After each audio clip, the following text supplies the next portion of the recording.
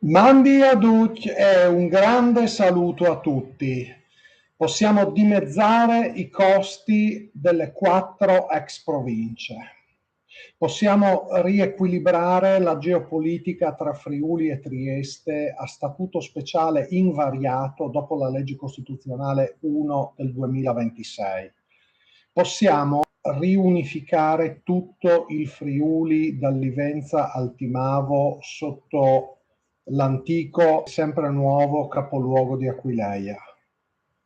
Possiamo ottenere referendum obbligatorio per una grande fusione ex provinciale a 3 tra Gorizia, Pordenone, Udine.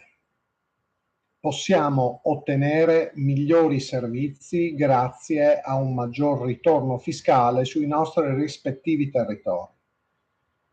Questo e molto altro se tutti andiamo prima possibile a firmare a sportello anagrafico presso il nostro municipio di residenza.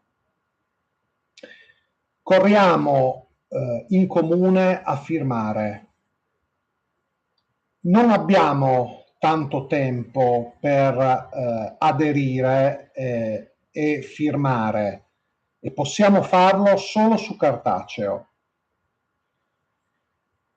Se pochissimi parlano della nostra proposta di legge regionale, significa che sta dando molto fastidio a tanti, anche perché, tra l'altro, si propone di dimezzare anche le poltrone.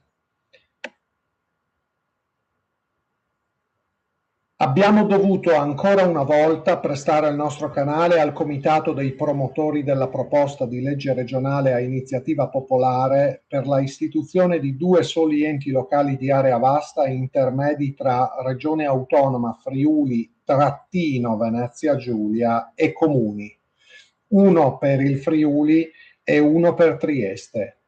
Grazie a tutti e passaparola.